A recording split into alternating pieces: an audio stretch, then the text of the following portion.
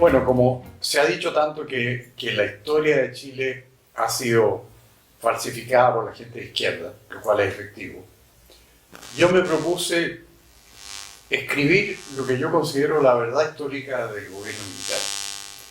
Y para eso estuve un año y medio trabajando, leyendo todo el material más autorizado de lo que sucedió entre 1973 y 1990. Y escribí un libro que tiene 640 páginas, relatando la verdad de los hechos históricos en ese periodo, que es muy sorprendente porque es completamente distinto de lo que la gente cree. Y documenté todos los aspectos que son el fuerte de las críticas al gobierno militar. Y descubrí, por ejemplo, que todo el mundo habla del exilio en el gobierno militar. Y el gobierno militar no tuvo una política de exilio. Sí expulsó a un puñado de personas, que no son más de 5, en determinadas circunstancias. Pero el grueso de la gente que salía del país era, ya sea por su propia voluntad, y lo llamaron exilio, pero se autoexiliaban, o ya sea como un beneficio carcelario para conmutar la pena de presidio a que estaban siendo condenados o amenazados de ser condenados por extrañamiento, que es cumplir la pena en el exterior. Entonces no fue la política de exiliar personas, sino que las personas que estaban perseguidas por la justicia pedían ser enviados al exterior, que se les diera la pena de extrañamiento. Y eso les convenía mucho porque los gobiernos del extranjero, que en general eran hostiles a Chile, les ofrecían muy buenas oportunidades a todas esas personas. Tanto así que se produjo una especie de exilio económico, porque cuando se dieron cuenta de que decir que eran refugiados del régimen militar significaba tener un trato preferente en otros países, hubo muchos que eran hasta simpatizantes del gobierno militar y aprovechaban la circunstancia económica para irse a otros países con un buen trabajo garantizado, diciendo que eran exiliados políticos. Pero el exilio como tal no existió bajo el gobierno militar.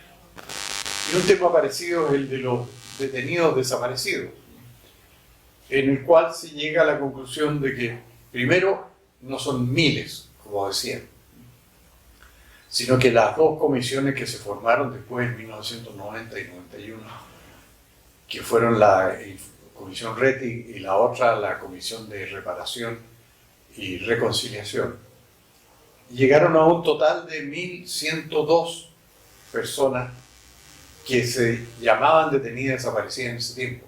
Pero después se analizó el destino de todas las personas y prácticamente todas se sabe qué fue de ellas, que fueron desde luego muchos muertos en enfrentamientos, muertos en actos de represión. Algunos fueron enterrados ilegalmente y después desenterrados y los restos lanzados al mar. Algunas personas fueron muertas y lanzadas al mar inmediatamente. Pero hay una nómina completa de señalando el destino de las personas que se llaman detenidos desaparecidos. Y en este momento en Chile prácticamente no los hay, en el sentido de que no se sepa el destino o personas cuyo destino se ignore. Se sabe el de prácticamente todos. Lo que sucede es que hay unos centenares de personas enterradas en el cementerio general y algunos restos en el Instituto Médico Legal, en que no han hecho los análisis de ADN correspondientes para determinar quiénes son. Y eso, extrañamente, no ha habido ningún interés de la izquierda por llevarlo a cabo. ¿Por qué? Porque es un tema político que les conviene. Porque si llevan a cabo todo el examen de esas personas, se determina que esas personas en realidad no están desaparecidas. Mi tesis es que en este momento prácticamente no hay desaparecidos, aparte de que una media docena reapareció en los últimos años y se publicó en los diarios.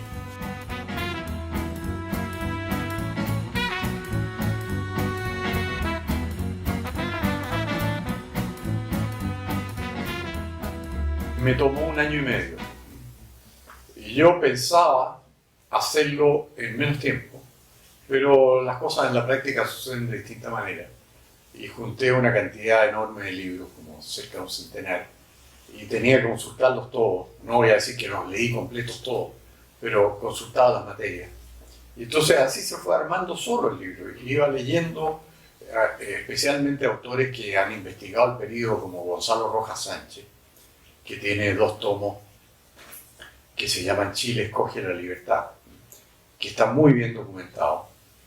Y también Gonzalo Vial Correa, que escribió la biografía de Augusto Pinochet, que se llama La Biografía, Augusto Pinochet, La Biografía, que es un examen bastante a fondo de todo lo que sucedió, no solo en la vida de Pinochet, sino en el gobierno militar, y que lo hizo con el apoyo de un muy buen equipo que tenía en la Universidad de Finisterre.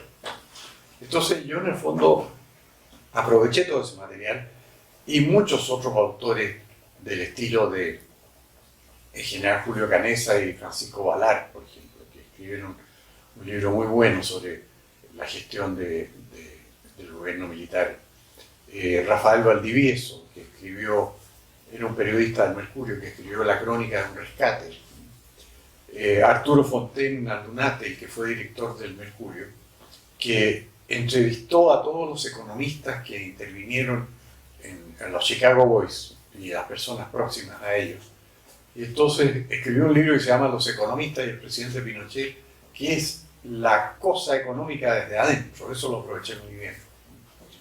Y también libros, entrevistas. Un personaje muy importante del gobierno militar que no ha sido destacado suficientemente es Roberto Kelly, un oficial retirado de la Armada, que fue ministro de Plan, pero fue el hombre que manejó el asunto, que manejó a los Chicago Boys, los organizó, los puso a estudiar lo que tenían que estudiar. Y la historiadora Patricia Arancibia le hizo un libro entrevista a Kelly, donde hay mucho material. Eso lo aproveché muy bien. Del mismo modo, Patricia Arancibia también, que es otra de las autoras fundamentales del periodo, le hizo un libro entrevista a Sergio de Castro, que es muy extenso y muy bueno, muy nutrido de información.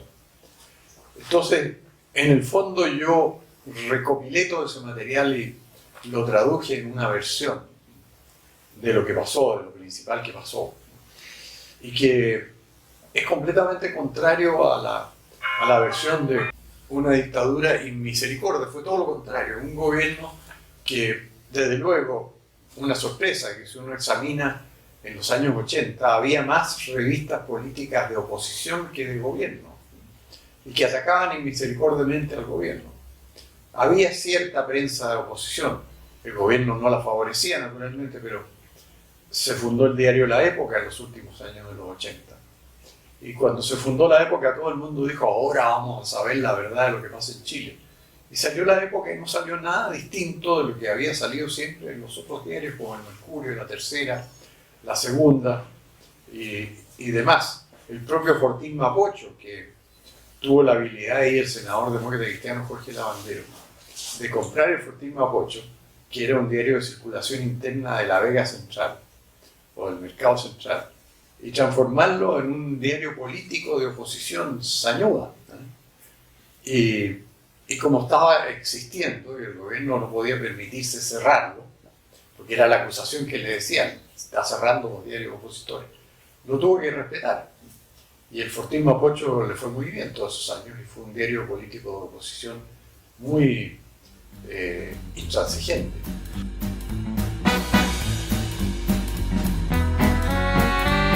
Got a pinstripe suit and a black fedora. He's got a jail tattoo of his long lost brother. No, que yo quise ser objetivo y esto fue objetivamente una revolución. O sea, fue un cambio por la fuerza de un régimen. Y para instaurar un régimen completamente distinto. Y además, porque me pareció que como fenómeno mundial era importante como revolución. Tan importante como la Revolución Francesa en su tiempo, como la Revolución Rusa en su tiempo. La Revolución Chilena en su tiempo fue equivalente, porque cambió los paradigmas político-económicos, desde luego, que es lo más importante, porque la gente es lo que emplea la mayor parte de su tiempo trabajando, produciendo. Y esta revolución instauró un nuevo orden productivo que fue imitado inmediatamente en el resto del mundo. Y hay historiadores como el británico Neil Ferguson, que sostiene que el que empezó la revolución neoliberal en el mundo fue el gobierno militar chileno. Bueno, lo dice los de izquierda también, Naomi Klein dice lo mismo. Claro, bueno, pero es que eso es reconocer la influencia internacional de esta revolución. Y en el otro aspecto en que influyó fue que la Unión Soviética, el principal enemigo de la revolución militar chilena, tomó el tema de los atropellos a los derechos humanos como leitmotiv para atacar a este régimen. Y resulta que al hacerlo se abrió un flanco, porque todos empezaron a decirle: ¿y cómo están los derechos humanos en sus países socialistas? Y como no puede haber socialismo con libertad, y ellos tuvieron que empezar, a lo mejor Gorbachev lo hizo voluntariamente porque creía en eso, a abrir espacios de libertad, el socialismo se vino abajo, porque no puede haber socialismo y libertad, porque el socialismo depende de que la gente esté sometida, de que los planes se cumplan, de que cada uno haga lo que el Estado central le dice. En cambio, las economías libres no. Las economías libres le dicen a la gente: haga lo que quiera, ¿no? Sea libre para producir. Entonces, este cambio fue el que destruyó el muro de Berlín, la cortina de hierro y los regímenes socialistas. Y eso se debe a la revolución militar chilena. Entonces yo quiero darle esa proyección internacional, en el doble aspecto, de cambiar el paradigma político-económico y ser la causa de la destrucción del socialismo en el mundo. Just like his mother. Beyond shotgun fuse. Don't you pull his trigger. Bueno, yo soy un opositor de derecha a Piñera en ambos gobiernos. Y yo estimo que Sebastián Piñera es una persona preocupada exclusivamente de su imagen personal. Él no tiene ideas propias. Él, antes de saber qué piensa sobre un tema, pide una encuesta. Y se inclina por el lado de la mayoría en la encuesta. Entonces, no es una persona que tenga principios, ni valores. Son todos fluctuantes. Depende de lo que la mayoría de la opinión pública diga. Y la mayoría de la opinión pública en general es muy desinformada. El mismo tema del gobierno militar se basa en la desinformación de lo que fue el gobierno militar. Y por eso la gran mayoría es contraria a la figura de Pinochet. Pero si se analiza objetivamente y la mayoría pudiera conocer lo que efectivamente sucedió en el gobierno militar, los porcentajes serían muy distintos. Y a lo mejor hasta yo he sostenido que Pinochet se murió demasiado joven, porque ha habido momentos críticos en que la gente habría añorado, como seguramente añoran en la Araucanía ahora, una mano firme, ¿no?, contra el delito y el terrorismo. Entonces, soy un opositor de Piñera porque lo considero esencialmente un gobierno encuestocrático. Está viendo dónde está la mayoría para opinar en ese mismo sentido. Y lo que los gobiernos deben hacer es formar opinión, no seguir la opinión. Formar opinión basado en sus principios, en sus valores y en lo que creen que es mejor para el país y convencer al país. Jaime Guzmán decía: más importante que vencer es convencer. Y yo creo que esa es la tarea que tenemos que hacer, y yo he querido cumplirla en parte con este libro. Uribe decía que es más importante la decisión que el cálculo. Claro, porque es un hombre de principios también, Uribe. Y en ese sentido yo soy un gran crítico y un opositor de Sebastián Piñera, porque él vive tratando de vestirse con la mayor cantidad de ropa ajena que le sea posible. Por eso ha organizado todas estas 5 comisiones en que hay socialistas, demócratas cristianos, centro derechistas y hasta derechistas. Está todo el espectro político. Y lo único que queda fuera es el Frente Amplio. El Frente Amplio nadie sabe qué es lo que piensa. Yo pienso que ellos no tienen un bagaje doctrinario.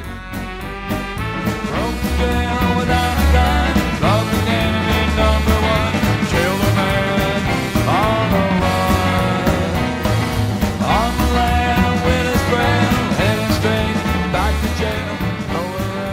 gente tiene motivaciones muy diversas y en general son motivaciones bastante egoístas. La gente, primero que nada, está preocupada de su propio bienestar y del de los suyos. Y el que no reconozca eso y aplique planes pensando que la gente es distinta, que la gente es altruista, que la gente va a trabajar por los demás con más entusiasmo que trabajando por sí mismo, va al fracaso social, va al caos y a la anarquía, que es lo que estamos viendo como resultado de, por ejemplo, las políticas de Maduro en Venezuela, las políticas en Cuba, que han empobrecido a ese pueblo como casi ningún otro. Daddy-o, he's gonna make his mark in the Vegas hotel. Bueno, eso es una cosa muy explicable. En Chile, la extrema izquierda, en particular el comunismo, es violento. Por eso ellos tienen la institución que es propia de ellos, la FUNA, que se dirigen a una persona para amedrentarla, insultarla y desprestigiarla en el medio si van a su lugar de trabajo o a su barrio.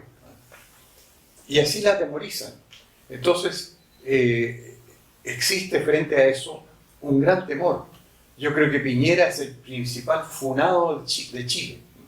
Él le tiene pánico al comunista. Lo vimos el otro día cuando él ordenó sacar del Museo Histórico Nacional una frase de Augusto Pinochet y una efigie de Augusto Pinochet. Y le ordenó a su ministra, que no son palabras de ella, eso estoy seguro, porque ella es una mujer de derecha, decir que la imagen y la frase de Pinochet herían en lo más profundo los sentimientos de la gente. Eso es lo que dicen los comunistas, ¿no?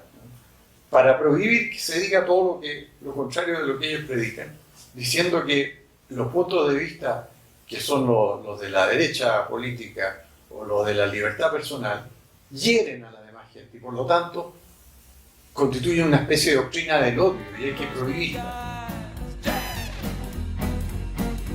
He's gonna make his money, but he's heading west on a killing spree. No, Lavín es un hombre que va de una postura a otra. Todo eso está muy bien reflejado en su autodenominación de aliancista bacheletista, que significaba tener todas las posiciones. Bueno, ahora parece que es jadweísta. Bueno, ahora está haciendo política en común canjado. Siempre le ha gustado mucho a Lavín esa idea de que pudo tener validez electoral en algún momento, para conquistar votos más allá de los propios. No nos olvidemos de que Lavín estuvo a 30.000 votos de Lagos en la primera vuelta del año 99 fue. Pudo haber sido, con un poco de esfuerzo, elegido presidente.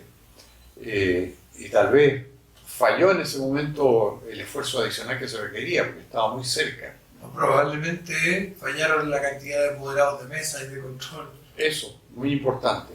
Ese es un punto importantísimo de la política electoral de la derecha, que por primera vez logró tener un apoderado en cada mesa en el año 2017 y ganó con una mayoría sorprendente. Porque yo tengo otras teorías que son bastante originales, pero no las puedo probar. Yo creo que Allende, Alessandri, el 70, ganó a Allende. Pero había un pacto Allende-Tomic y la derecha no era capaz de tener un apoderado en cada mesa. Y yo creo que ahí a Alessandri le quitaron la mayoría que tenía y por eso perdió. Pero todas las encuestas serias indicaban que iba a ganar. Y es de ahí la confianza de la derecha. You know the killing's free.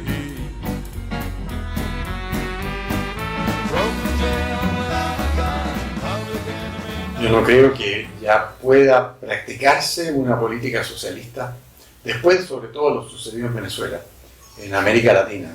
No cabe pensar eso. Yo diría que López Obrador va a ser otro Lagos, pero no va a ser un revolucionario. De ninguna manera va a ser un Chávez, ni un Maduro, ni un Fidel. Así que en eso yo no albergaría mayores temores. Sería más como Correa. Claro, Moderado. Correa fue un izquierdista no tan moderado, pero no revolucionario al extremo. Y tanto es así que su camarada Lenin, que salió elegido después, ha puesto marcha atrás en muchas de sus políticas, porque Lenin está resultando mucho más derechista que Correa. O menos izquierdista. Y por último, ¿cuándo vamos a poder ver la revolución militar chilena en papel en las librerías? ¿Cuándo lo podemos El tener? 21 de junio, para el equinoccio de invierno, va a aparecer la primera hornada distribuida por Zigzag en librerías en el país. Perfecto. Entonces vamos a tener ese libro. Y vamos a tener por ahí, ¿podrá hacernos llegar uno que otro para rifar entre los suscriptores de Capitalismo Revolucionario? Anoto en la memoria telefónica de mi cerebro el nombre de ustedes para hacerles llegar un ejemplar a cada uno. On the man with his band and his ring, back to jail, nowhere else. Muchas gracias por acogerme una vez más en este canal que alcanza alta audiencia y confío en que no sea la última vez que nos entrevistemos. He was born on the 4th of July. When he spoke to you, man, he stared you straight in the eye. He's the kind of man when he walked into the room, you could feel it. The kind of man when he walked into the room, it sounded like this.